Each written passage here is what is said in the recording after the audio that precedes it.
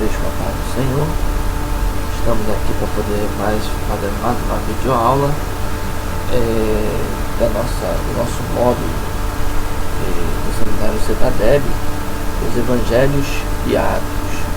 Semana passada, na última aula, falamos acerca do Evangelho de Mateus e todas as coisas relacionadas às suas características e peculiaridades, onde Mateus se evidencia e se destaca dos demais evangelhos devido à sua quantidade de informações ligadas ao Antigo Testamento, inclusive um grande número de referências de profecias realizadas no Antigo Testamento que foram cumpridas em Jesus Cristo.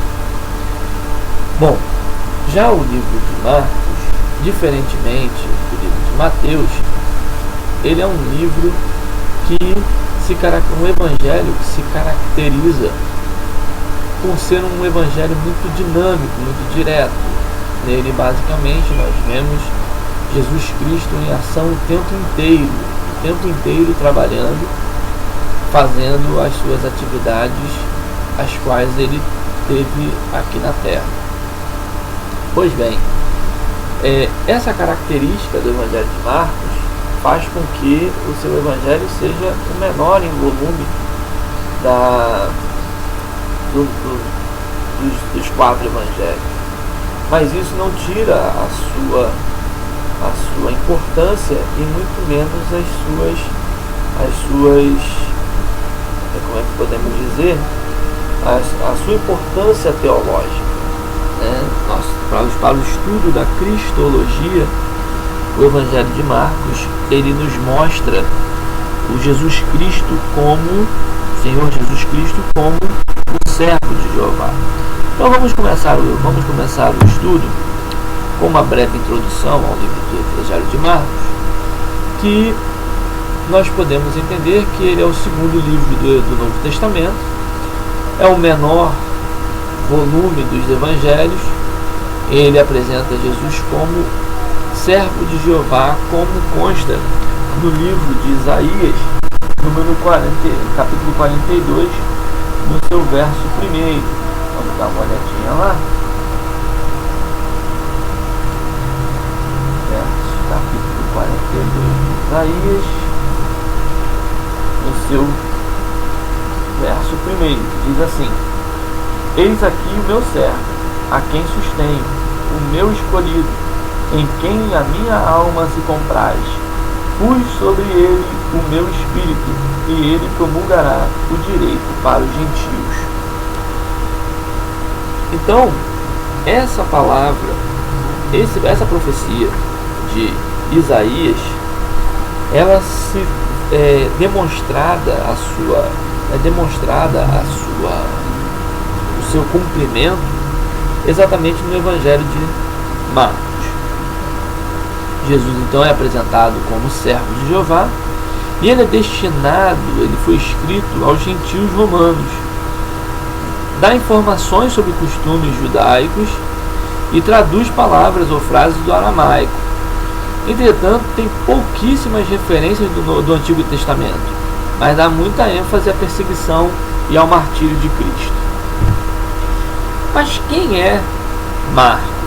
Na verdade, João Marcos, como é revelado em Atos capítulo 12, verso 12, vamos dar uma olhadinha lá em Atos dos Apóstolos, para nós conferirmos como está a narração lá. Capítulo 12, verso 12 de Atos dos Apóstolos. Está escrito assim, ó.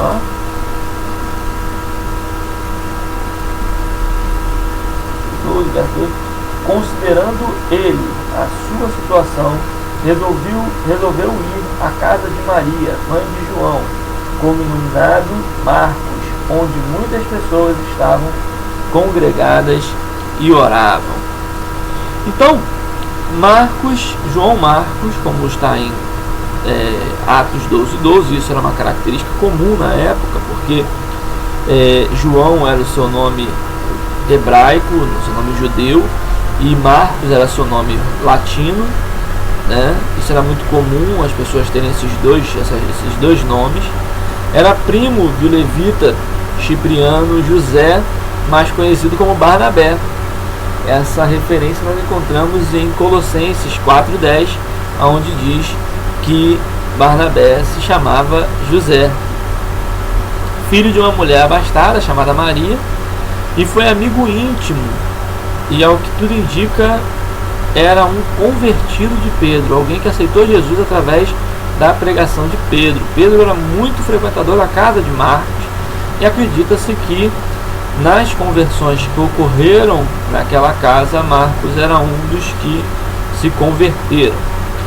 Sendo primo de Barnabé, se esse parentesco era por parte de pai, ele também era um levita, ou seja, uma pessoa da tribo de Levi.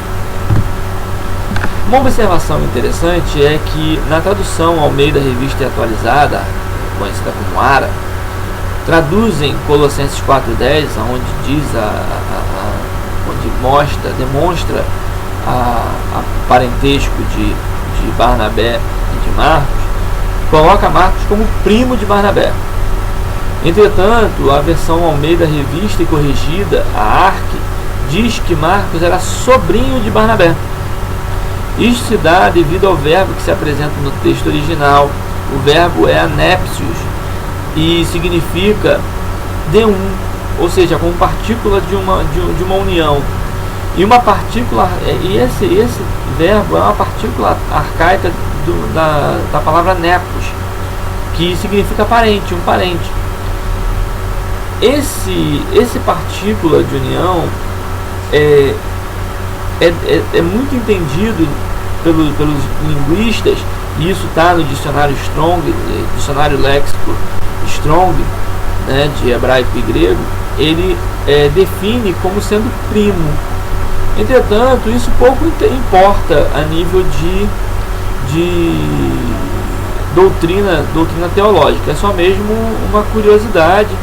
Não importa muito se ele era primo ou sobrinho. De qualquer forma, nós sabemos que ele era bem mais novo do que Barnabé, e certamente era uma pessoa que era parente, era sobrinho ou primo, não importa. Certamente é um desses dois graus de parentesco. Em relação, ele tinha uma relação com Paulo. Marcos, ele aparece com algumas relações na igreja, né? Ele tem uma relação com Paulo muito curta, né? Porque Paulo andou com Marcos quando ele e Barnabé fizeram sua viagem até Antioquia. Está registrado em Atos capítulo 12, verso 25, e também na primeira viagem missionária até Perge, né? Que está também registrado no livro de Atos, capítulo 5 até o capítulo 13, verso 5 até o verso 13. Porém, Marcos, ele abandonou a viagem no meio do caminho, e Paulo não aceitou isso. Paulo não aceitou bem isso. Paulo lhe chega a dizer que Marcos não era útil para ele, né? Vamos dar uma olhadinha lá em Atos, novamente, no capítulo 13, no verso 5 a 13, para poder a gente entender essa chateação de Paulo, que Paulo ficou extremamente chateado. Olha só, capítulo 13, versos 5 a 13, que ele vem dizendo assim, verso 13 direto, para a gente ver só a parte que ele abandona, que diz assim, e navegando de Pafos, Paulo e seus companheiros dirigiram-se a Perge de Panfilha. João, porém, apartando-se deles, voltou para Jerusalém. Esse retorno de Marcos para Jerusalém foi muito mal recebida por Paulo, que lá no capítulo 15, no verso 38 a 40, quando eles vão fazer a segunda viagem missionária, Paulo simplesmente não aceita e é severo com relação a isso. Olha só como é que acontece. Mas Paulo não acha, em relação a Marcos, Barnabé, ele insiste para que Marcos viaje com eles, né? E Paulo diz assim: mas Paulo não achava justo levarem aquele que se afastara desde a Panfilha, não os acompanhando no trabalho. Houve entre eles tal desavença que vieram a separar-se. Então Barnabé, levando consigo Marcos, navegou para Chipre. Mas Paulo, tendo escolhido a Silas, partiu encomendado pelos irmãos à graça do Senhor.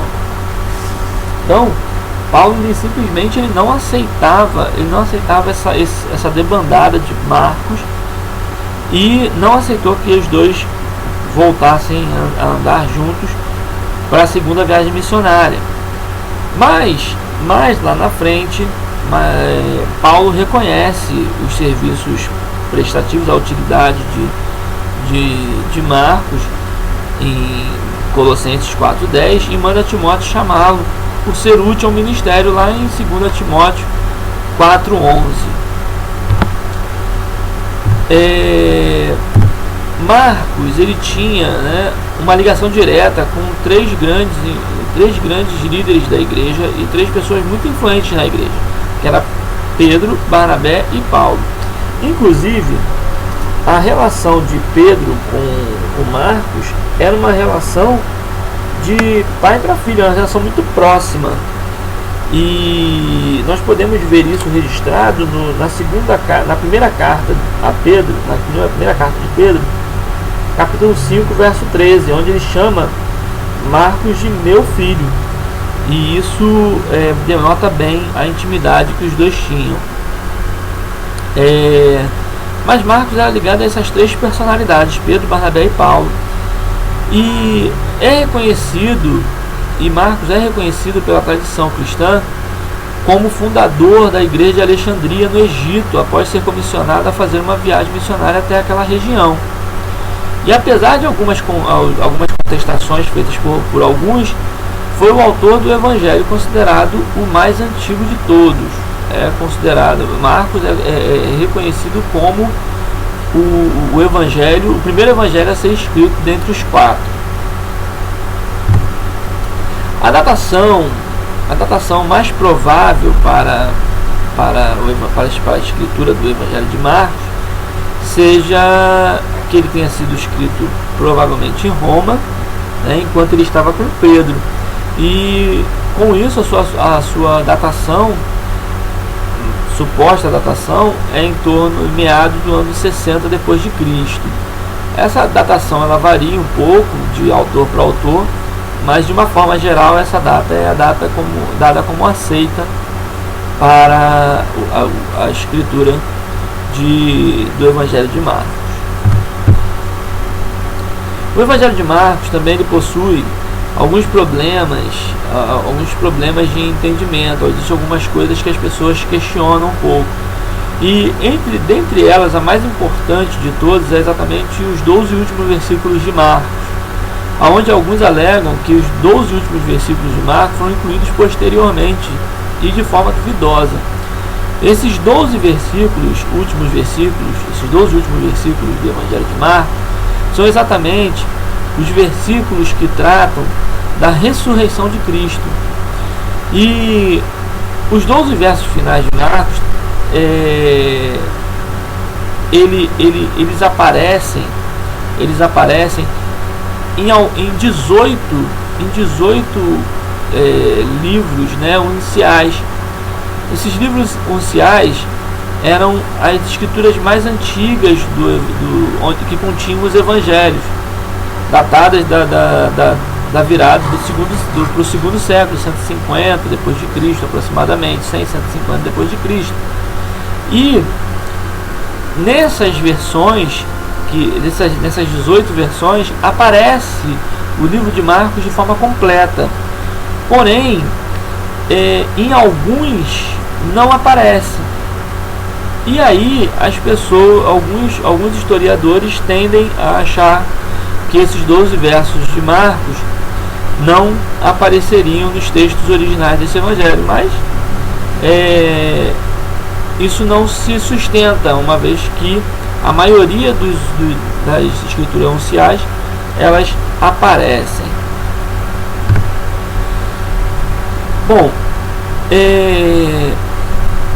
Os manuscritos mais antigos de Marcos que temos são datados do quarto século, né?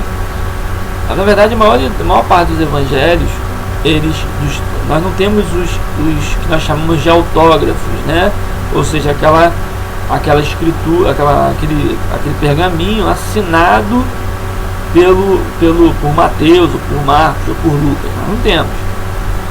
Então, o mais antigo que nós encontramos são cópias de cópias, que são exatamente datados do quarto século, né?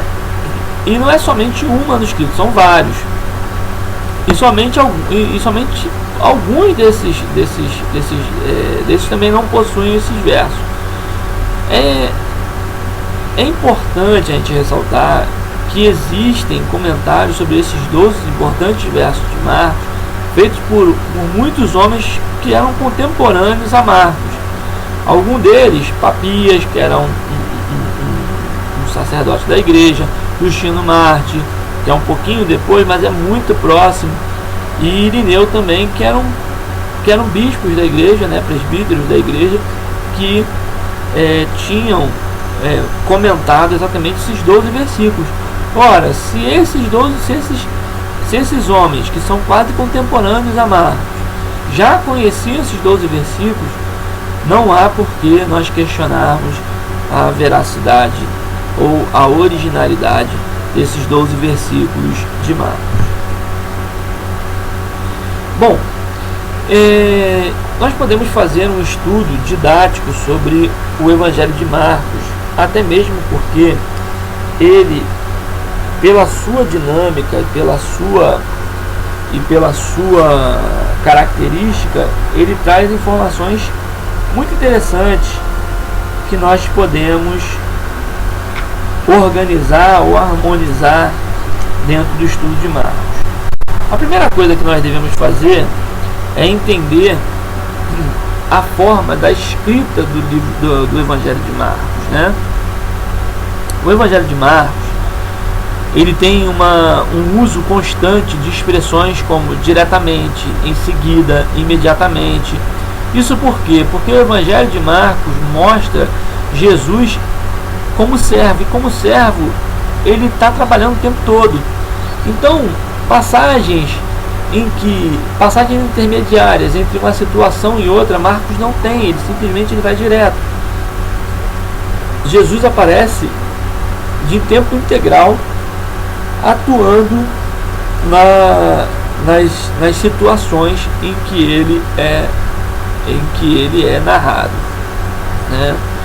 E isso permite que se divida facilmente o livro de Marcos em temas, né? E agora a gente vai fazer uma abordagem de forma panorâmica referente a essa característica, alguns pontos didáticos do livro de Marcos. Marcos faz então uma abordagem mostrando as 4 características do ministério de Jesus, mas ele faz de forma ordenada. Primeiro, ele mostra a proclamação do reino, né? A proclamação do reino que é feita no livro de Marcos, no Evangelho de Marcos, no seu capítulo 1, no verso 14 a 20. Depois você pode fazer uma leitura mais detalhada, mas só para que nós entendamos, o verso 14 diz assim: e depois que João foi entregue à prisão, veio Jesus para a Galiléia, pregando o evangelho do reino de Deus. Daí ele continua, mas do capítulo 1, verso 14 até o verso 20 é a proclamação do reino. Acaba o ministério de João Batista, com ele sendo preso, e continua e começa uma nova fase com a proclamação do reino de Deus, que vai até o verso 20. Já no verso 21 do capítulo 1 até o capítulo 8, verso 30, começa a proclamação do rei, né? E Jesus, ele entra, então ele começa entrando na sinagoga, né, no sábado, e ensinando na sinagoga, e todos se maravilhando, porque o que ele ensinava era ensinado com autoridade e não era feito como os escribas faziam. E isso impressionou muito na época, foi muito forte. E ele o fez mostrando a proclamação do rei. Nesse meio aqui nós vamos encontrar milagres, nós vamos encontrar algumas parábolas, né? A parábola do semeador, por exemplo, está nesse meio. Nós vamos encontrar a situação da libertação do louco de Gadara. Também vamos ver a mulher curada, a menina ressuscitada. Então acontecem alguns milagres, mas tudo para quê? Para mostrar, para proclamar o rei. A partir do verso 31 do capítulo 8, nós vamos ver que acontece agora a rejeição do rei. O rei é rejeitado. Olha só o que acontece. Capítulo 8, verso 31. Ele diz assim: E começou a ensinar-lhes que importava que o Filho do Homem padecesse muito, e que fosse rejeitado pelos anciãos, e pelos príncipes dos sacerdotes, e pelos escribas, e que fosse morto, mas que, depois de 3 dias, ressuscitaria. Ou seja, havia necessidade de mostrar que o rei ia ser rejeitado. E ao ele falar isso, nós vamos ver que há durante esse período uma rejeição ao rei. E logo depois, para encerrar essa parte, o reino é rejeitado, né? A partir do capítulo 11, verso 1, nós vamos ver que o reino ele será rejeitado. O reino é rejeitado, né? E começa exatamente com a entrada triunfal em Jerusalém, tá?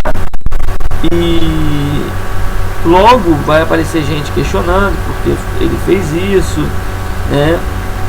E nós vamos ver que o reino ele foi rejeitado. Alguns temas também são tratados pelo livro de Marcos de forma empolgante, né?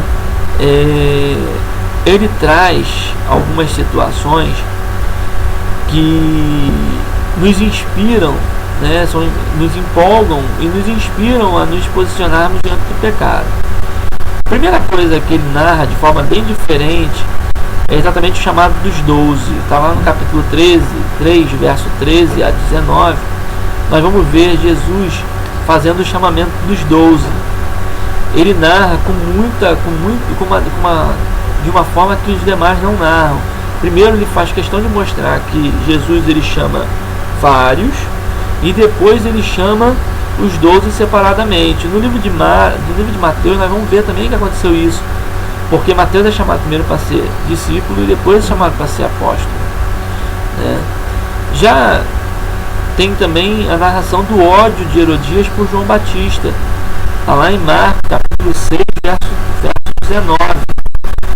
Lá no verso 6, verso 19, vem dizendo assim, ó: E Herodias o inspirava e queria matá-lo, mas não podia. O espiava e queria matá-lo, mas não podia. Isso mostra, essa é uma narração que deixa uma visão diferente dos outros evangelhos, porque os outros evangelhos aparentemente demonstram, deixam uma margem de interpretação que Herodias simplesmente queria uma vingança, podemos dizer assim, porque quando ela chega com Herodes, João ele fala muito pesado, ele humilha ela diante de todos, quando ele fala que o Herodes deveria devolvê-la para seu irmão e entregá-la de volta e não deixar em Israel, porque estaria trazendo maldição para Israel. Mas no livro de Marcos já mostra que ela odiava João Batista. Isso deixa muito claro uma situação muito parecida, por isso que Elias e João Batista são muito comparados, porque as situações deles são muito iguais. Os dois aparecem exatamente falando contra o rei, os dois têm o ódio da rainha contra eles. Os reis são reis fracos, são reis que não têm uma autoridade dentro do seu próprio lar, são comandados por suas esposas. E esses dois personagens são bem caricatos, são bem parecidos nesse sentido. Jesus convida seus discípulos a descansarem com eles. Está registrado em Marcos, capítulo 6, verso 30 a 32. Essa é uma das poucas passagens em que Marcos mostra assim uma entre-situação, uma entreação de Jesus e os discípulos. Nos demais, ele fala o tempo inteiro, mas é interessante porque Jesus chama os seus discípulos, manda com que eles entrem no barco para que eles possam descansar, atravessar até o outro lado e poderem descansar. Só que quando eles chegam do outro lado, tem uma multidão e essa multidão não os deixa descansar. Então isso já deixa, é uma situação bem interessante que ele relata, pois nos mostra que o reino de o trabalho do servo de Deus aqui na terra, ele não tem descanso, é sem cessar, o tempo inteiro. Sempre vai ter alguém necessitando de uma palavra, ou de um auxílio, ou de um conforto, de oração, e nós devemos estar preparados e dispostos a fazer a boa obra. Ele também relata a boa impressão das pessoas sobre Jesus, capítulo 7, verso 37 de Marcos, vem dizendo assim, e admirando-se sobremaneira, diziam: tudo faz bem, faz ouvir os ouvidos e falar os mudos. Ou seja, as pessoas se impressionavam e as pessoas falavam bem de Jesus, né? Isso Marcos relata, e é um relato importante. Por quê? Porque nós vemos que não eram só os discípulos ou as pessoas que recebiam os milagres que passavam por um processo de perplexidade, de admiração e de adoração a Deus, mas dá mais sentido às passagens de Mateus, de Lucas, onde diz que todos glorificavam, todos adoravam depois de realizar um milagre. Também há a cura do cego de Betsaida, capítulo 8, versos 22 a 26.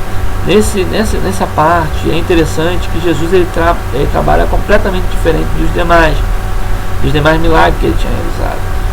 Aqui ele relata que Jesus ele pega o cego, tira da cidade, como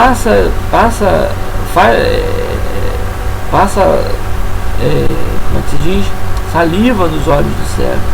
O cego, ele pergunta se o cego estava enxergando, e o cego diz que enxergava os homens como árvore, porque ele estava enxergando embaçado. Jesus faz de novo o mesmo procedimento, e aí sim ele recebe o milagre. E também relata que Jesus ele manda o cego não voltar para a cidade, mas ir embora, voltar para a sua casa, que era fora dali, né?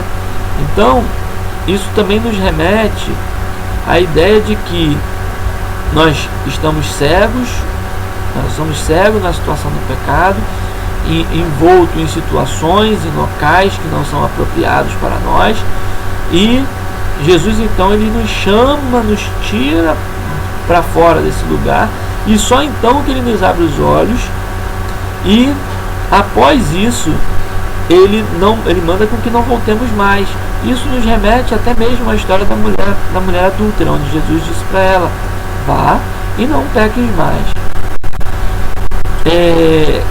Nós temos também a história da figueira sem fruto, né? Capítulo 11, versos 12 a 14 e versos 20 a 25. Também ele trata com muita atenção dessas passagens, da ideia da figueira sem fruto. No capítulo 11, verso 12 a 14, nós vamos ver que ele está falando da figueira que estava seca e é amaldiçoada pelo Senhor, né? E já nos versos 20 e 25, ele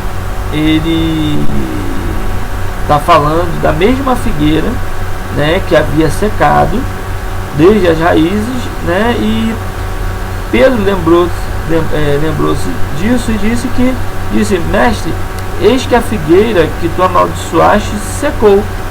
E Jesus respondeu, dizendo que tende fé em Deus, porque em verdade vos digo que qualquer que disser a este monte, ergue-te e lança-te no mar, e não duvidar em seu coração, mas crer que se fará aquilo que diz, tudo o que disser lhe será feito. Ou seja, Jesus aproveita essa situação e dá um ensinamento acerca da fé, né? Em cima dessa figueira que havia sido amaldiçoada. E Marcos dá muita ênfase a essa passagem. E ele também dá ênfase à ascensão de Jesus. Lá no capítulo 16, no último capítulo de Marcos, nos dois últimos versos, ele dá um relato que você não vai encontrar em nenhum outro dos evangelhos. Que ele diz assim, ora o Senhor, depois de lhes ter falado, foi recebido no céu e assentou-se à direita de Deus. E eles, tendo partido, pregaram por todas as partes, cooperando com eles o Senhor e confirmando as palavras com os sinais que se seguiram. Amém. É interessante que Marcos, ele dá um relato que Jesus subiu e foi recebido no céu e assentou-se à direita de Deus. Fica a questão, ele viu, ele não viu, ele falou baseado no ensinamento de Jesus, de que ele estaria, como ele falou, no momento da crucificação, ainda hoje, estará sentado comigo, estará comigo diante do Pai. E Jesus falando que subiria e se assentaria à direita do Pai. Será que ele foi influenciado por essa narrativa de Jesus? Enfim, são algumas questões que nós devemos levar. E a última coisa que eu gostaria de tratar acerca de Marcos é com relação à possibilidade dele ser ou não uma pessoa que andou ali na época de Cristo, seguindo a Cristo, seria um dos discípulos, um dos seguidores de Jesus ou não. Muitos defendem que não, que Marcos era muito jovem e que ele não andou com Jesus, ele não conheceu a Jesus em pessoa, mas sim através de Pedro e dos discípulos, dos apóstolos, até mesmo de Barnabé, mas que ele não teria andado com Jesus. Essa é a corrente mais forte. Entretanto, existem algumas pessoas que acreditam que Marcos se descreveu ou descreveu uma situação ocorrida com ele dentro do Evangelho de Marcos, e isso está registrado no seu Evangelho no capítulo 14, no verso 51, que ele diz, 51 e 52. É um verso que não tem muito sentido de estar aqui, se nós vamos observar. Ele é meio deslocado da narrativa. É o momento em que Jesus está sendo traído, Pedro parte para cima do soldado, corta o soldado, mas logo em seguida Jesus faz um milagre referente a isso, e ele faz a seguinte narrativa, ele diz assim: e um jovem seguia, envolto em um lençol, sobre o corpo nu, e lançaram-lhe as mãos, ou seja, tentaram pegar ele, os soldados tentaram pegar ele, mas ele, largando o lençol, fugiu nu.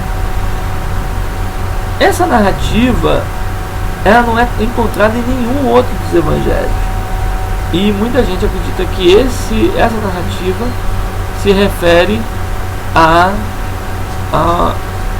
pessoa de Marcos, que estaria descrita aqui.